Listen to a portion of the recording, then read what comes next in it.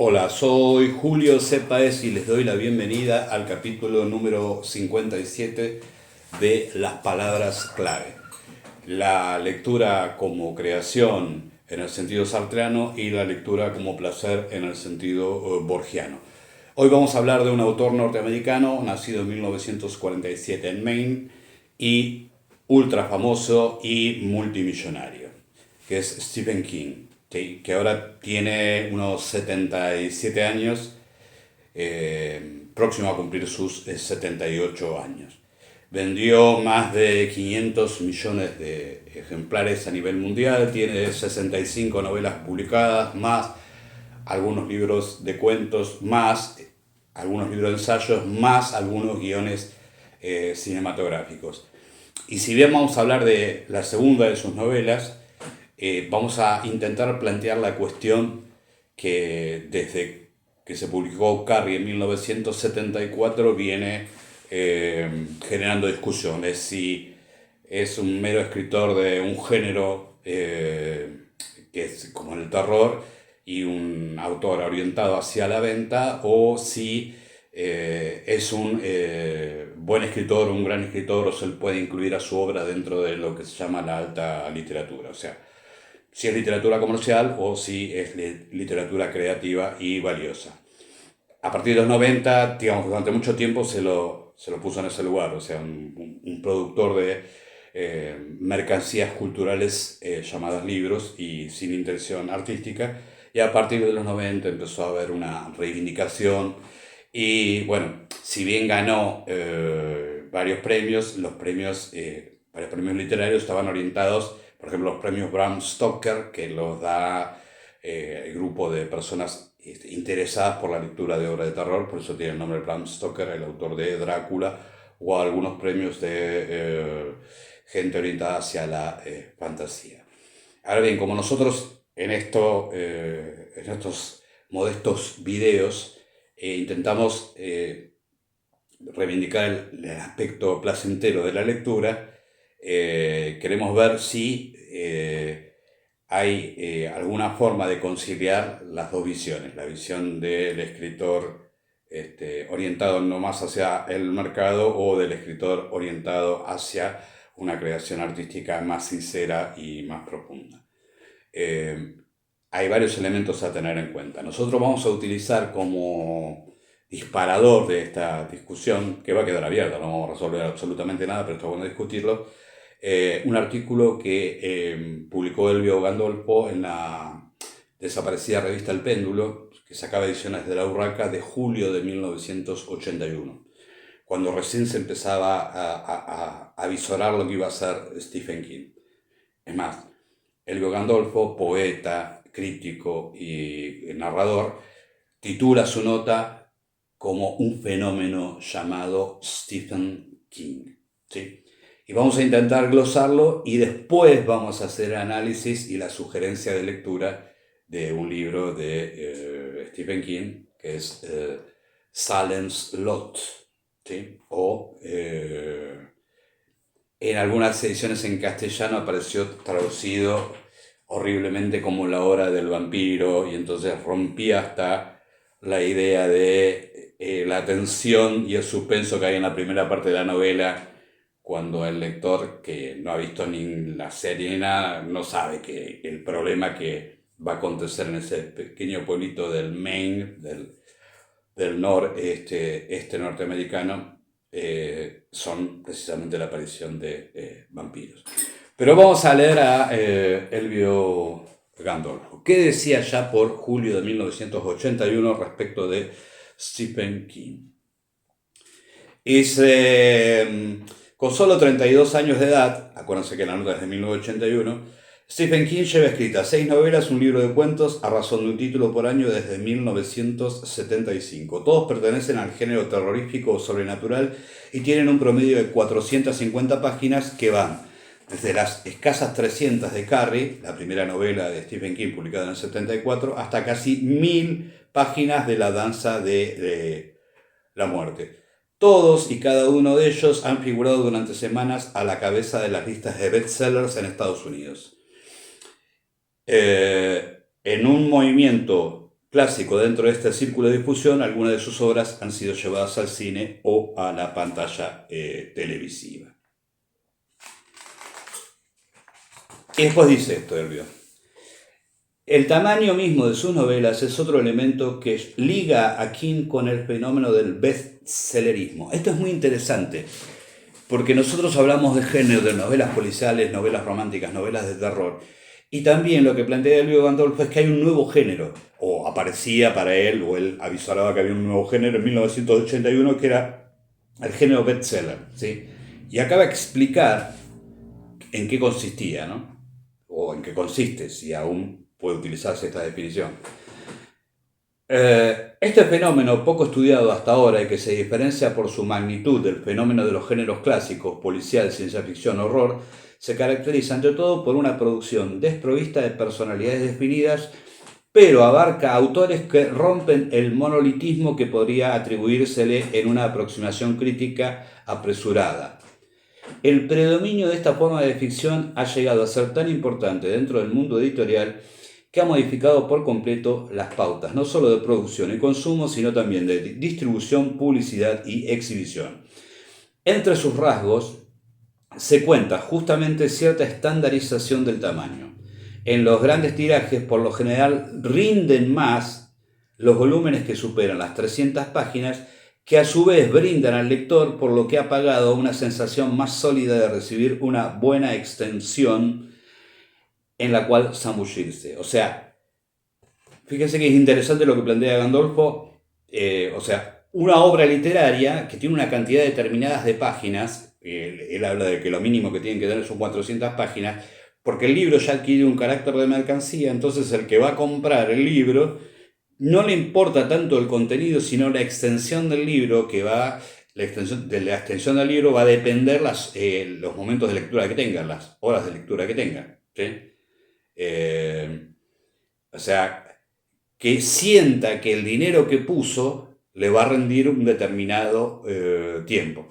Y en general yo he conocido a muchos, he leído muchos bestsellers, Alistair MacLean, Harold Robbins cuando era adolescente, y no los compraba, o sea, me los prestaba una persona muy adicta a la lectura, que leía esos libros y eran como un divertimento, como ver la tele y demás, un divertimento placentero, sin demasiada profundidad, pero después esos libros los descartaba. Y obviamente esos libros tenían ciertas fórmulas, que por ejemplo Stephen King se sale de eso porque el género, él desde el bestsellerismo estaría en el género de terror.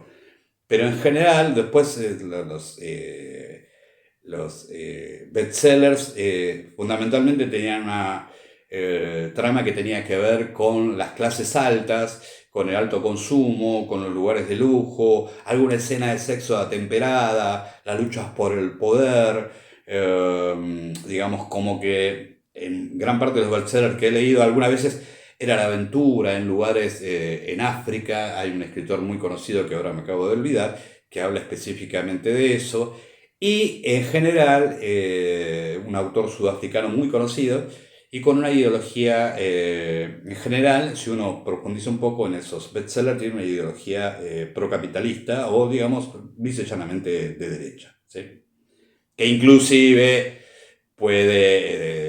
algunos pueden rozar la Guerra Fría, hasta la disolución de la Unión Soviética, hablar de eso. No son el caso de las novelas de John le Carré, de quien vamos a hablar después en algún otro video. Pero es decir, la industria editorial genera una mercancía que tiene en cuenta la cantidad de tiempo que el lector va a utilizar para la lectura, y que esa cantidad de tiempo tiene que estar en relación a la cantidad de páginas y al precio que el lector paga. Algunos hablan de los bestsellers como literatura de aeropuerto, porque son los libros que la gente compra antes de abordar un avión en un viaje más o menos extenso, transoceánico, digamos. Bueno, sigue Elvio Gandolfo diciendo: King ha respetado meticulosamente esta tendencia al tamaño kilométrico, incluso a costa del padding o relleno. A partir de Carrie, todos sus libros superan las 400 páginas. ¿Sí? O sea que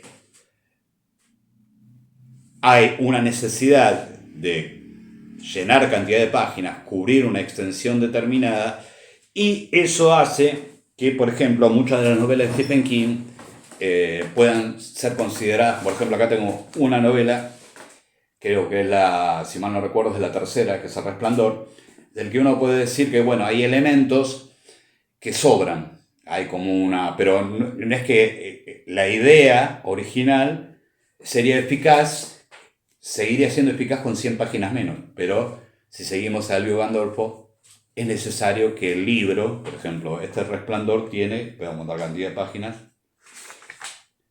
tiene unas 650 páginas, o sea, supera el mínimo establecido de 400 páginas, para ser rentable, digamos. Dice Elvio Gandolfo, lo que diferencia a King de los autores que citamos es que ha absorbido desde la infancia materiales de la corriente popular del terror, lo sobrenatural y la ciencia ficción, y una especial sensibilidad para la descripción de ambientes y personajes que aflora de vez en cuando y sobre la que insistiremos más adelante. Se advierte en él un interés menos mecánico y sistemático por lo que escribe que el de otros autores. Si gran parte de su obra está pensada en imágenes, estas imágenes se expresan vívidamente, no con la frialdad desprovista de estilo de un guión cinematográfico, como ocurre, por ejemplo, en obras de Ira o Ira Levin. Ira Levin es otro autor de bestseller que yo también leí. Por ejemplo, hay la novela más famosa de Ira Levin es El bebé de Rosemary, pero también hay otra que no es estrictamente de terror, sería de terror político en todo caso, que es Los niños del Brasil, y la idea de que un jerarca nazi especialista en genética está generando dobles clones de Hitler en algún lugar de Brasil. Bueno, bien. King ha reconocido en más de una ocasión su deuda con las películas de terror de clase C que vio en la adolescencia y sobre todo con las historietas de la editorial EC. King maneja a la perfección las técnicas de batalla de la narración profesional. Abundan las instrucciones directas del autor dentro del relato para aplicar frases que anuncian lo venidero y que contribuyen a mantener enganchado al lector. Por ejemplo, así fue como comenzó todo. A él, a George y a Frida le quedaban menos de 2 horas de vida. Esto es uno de los aspectos que aparecen en varias de las novelas de Stephen King que tienden a irritarnos. ¿Por qué? Y porque es un recurso bastante barato y al mismo tiempo morboso, porque uno, si te dicen que los personajes le iban a quedar pocas horas de vida, ya primero rompe una expectativa y genera otra expectativa. Rompe la expectativa de que sobrevivan y genera una expectativa morbosa de cómo van a terminar, ¿sí? O sea que ese elemento también sería bastante crítico, ¿sí? Por lo menos de mi parte.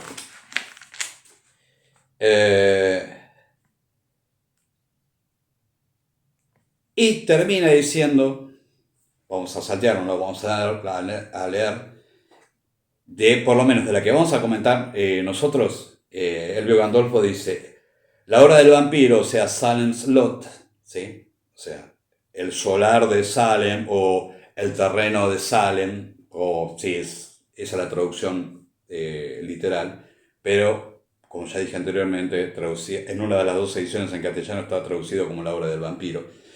Bueno, la obra del vampiro es una de las novelas de fluir más sereno en su primera mitad, aunque luego se desbarranca el efectismo y al lugar común en cuanto al tema de los vampiros se impone. Bueno, bien. Otro elemento positivo en Stephen King es su capacidad de comunicar en pocos trazos y con gran precisión un ambiente determinado. Una muestra de ello es la sintética descripción de Salem's Lot, ¿sí? Y la cita Elvio Gandolfo. Estaba bastante libre de turistas, no tenía una buena carretera ni vista al mar. Para tenerla había que seguir unos 8 kilómetros más hacia el oeste, en lugares históricos de interés. Además, la taberna local estaba plagada de cucarachas y la única prostituta era una abuela de 60 años. Y termina concluyendo, en la visión de Elvio Gandolfo, si Stephen King se limitara a producir novelas meramente sensacionalistas y relativamente bien escritas, sin rasgos distintivos que solo buscaran el impacto, sería un autor sin incógnitas. pero incrustados en medio de sus temas sobrenaturales conscientes, pensados para atraer la máxima cantidad de lectores sin detenerse ante ningún recurso, hay trozos enteros que hacen sospechar la existencia de un auténtico escritor. O sea, sigue siendo crítico, pero estamos hablando de 1981, cuando, si bien hemos leído antes, de esas 65 novelas en total, había escrito nada más que 6. Y ahí hay una tensión, y por eso a mí me parece que es relevante hablarlo, que es la tensión entre vivir de la literatura y crear literatura, ¿sí?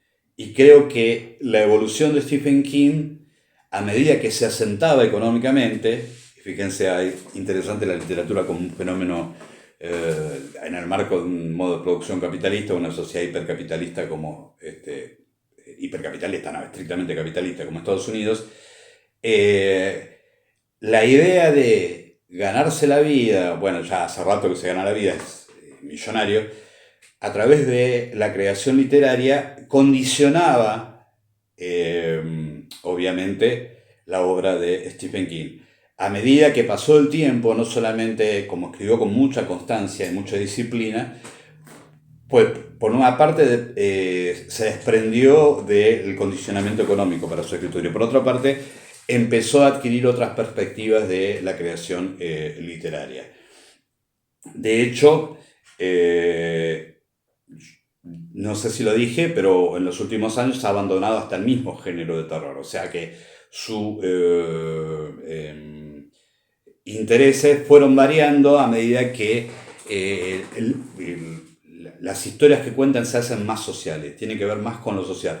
Pero ese elemento ya está en la novela que íbamos a comentar, que es Salem Slot, porque Salem Slot empieza con la descripción del pueblo, ¿sí? Y si bien uno podría decir es una historia de vampiros en un pueblo del interior de Estados Unidos, hay determinados elementos que hacen,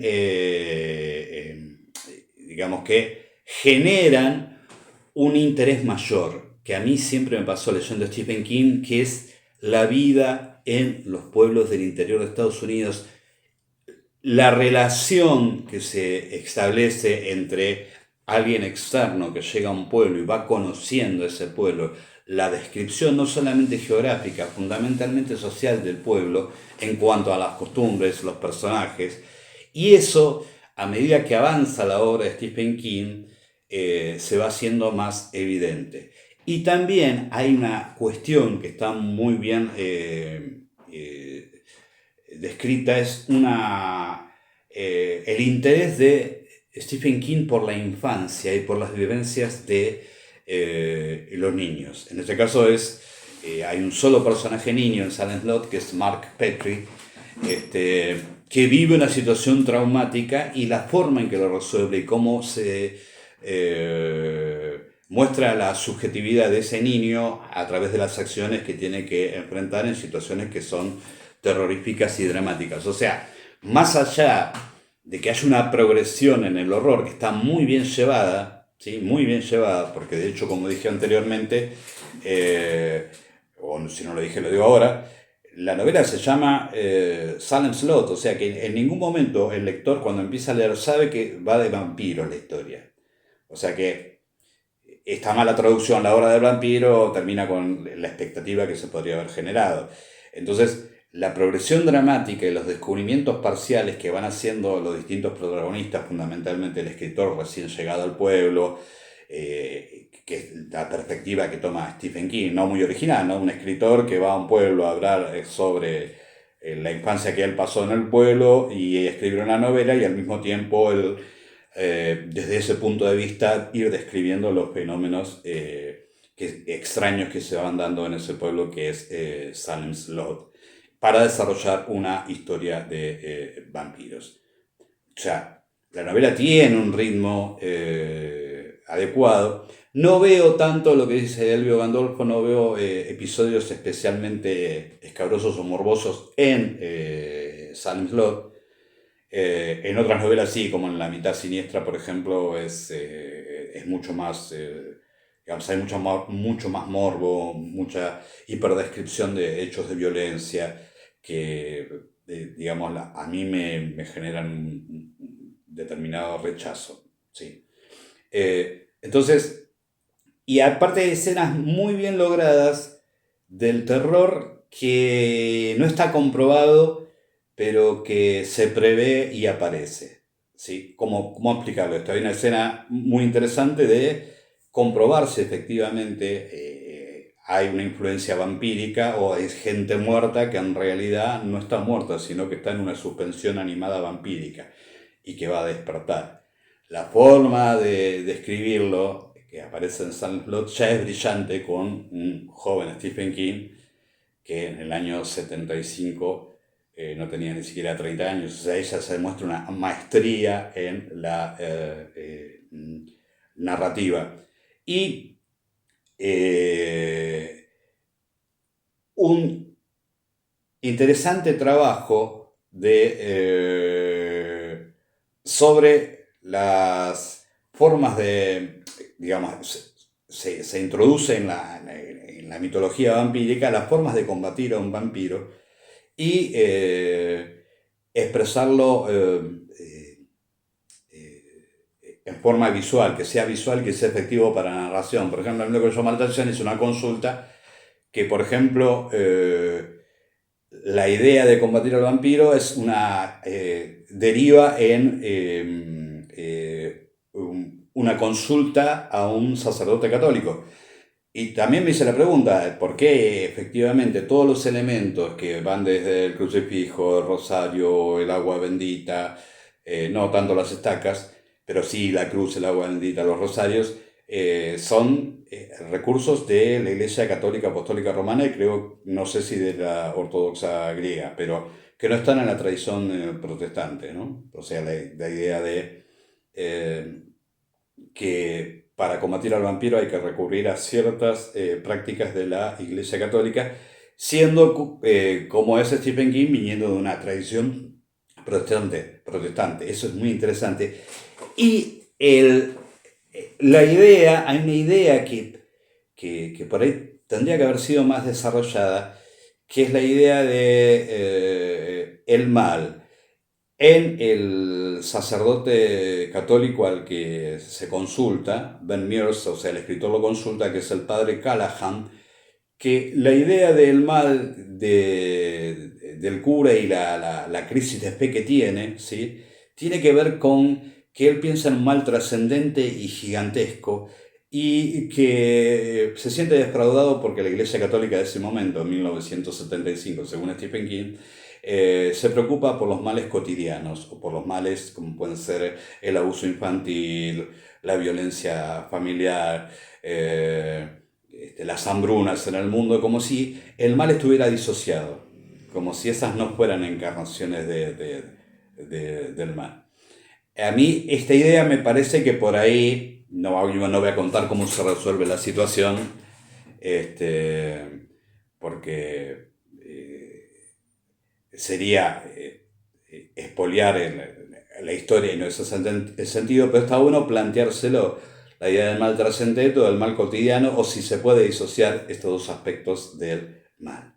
Algunas cuestiones que por ahí Elvio Gandolfo tiene razón, es que el vampiro tiene un aspecto más parecido al Drácula de Bela Lugosi, o sea, al Drácula de Bram Stoker, que algunas otras formas de vampiro. O sea que esta idea del noble europeo también la retoma, pero está bien porque al fin y al cabo, a mí me parece, Stephen King está retomando una tradición, o sea, escribe sobre lo ya escrito y le da una vuelta de tuerca, y en realidad yo pienso que es válido porque es como decir, bueno, ¿cuántas versiones de Fausto hay? Esa idea del pacto con el demonio, hay un montón de versiones de Fausto, está el de Marlowe, obviamente que es uno de los primeros y muy interesante, y está el de Goethe, está el de Stanislao del Campo, sí, o sea, hay varias versiones del Fausto, o sea que hay historias que forman parte de la tradición literaria, de la tradición que siempre hay, a las cuales se puede recurrir, y eso no implica que sea un plagio, sino que es una recreación, o inclusive es retomar un elemento, el terror que genera el Drácula de Bram Stoker, retomarlo con la idea de vampiros en un pueblito perdido en el Maine, en el estado de Maine, que también es otra característica de Stephen King, que genera pueblos imaginarios en el estado donde nació, por ejemplo Castle Rock o Salem Slot o Derry en el caso de It. Ahora bien, habíamos empezado esto con la discusión entre literatura bestseller o literatura para el mercado y alta literatura. Y acá los que disfrutamos con la lectura de una buena historia estamos en una cuestión, en un dilema, porque si yo dijera, bueno, Silent Slot no es alta literatura, perfecto, puedo decirlo, pero por otra parte yo disfruté leyéndola y releyéndola. Y como la idea de esta serie de videos es la literatura como creación y la lectura como placer, entonces precisamente creo que esos dos puntos, Silent Slot, esta segunda novela de Stephen King del año 1975, para mí cumplió los dos requisitos, ¿sí? Por ahí, o por ahí, no digo por ahí, sino por ahí, tiene que ver con los niveles de lectura, que es lo que hace que un libro se valore, ¿sí? Yo creo que Silent Slot cumple con lo de la lectura como creación y la lectura como placer. Después se pueden hacer un montón de juicios críticos. Y también tiene que ver con, y hago una consideración absolutamente personal, tiene que ver con el gusto, que es personalísimo, de la literatura que me cuente historias, ¿sí? Así que bueno, dejo abierta este interrogante que yo no lo pude resolver del todo. Y invito a leer Silent Slot, que se puede conseguir, como tuvo tantas ediciones, se puede conseguir en alguna librería de viejo, alguna oferta en internet y demás. Buena suerte, o al revés. Buena lectura, buena suerte y hasta la próxima.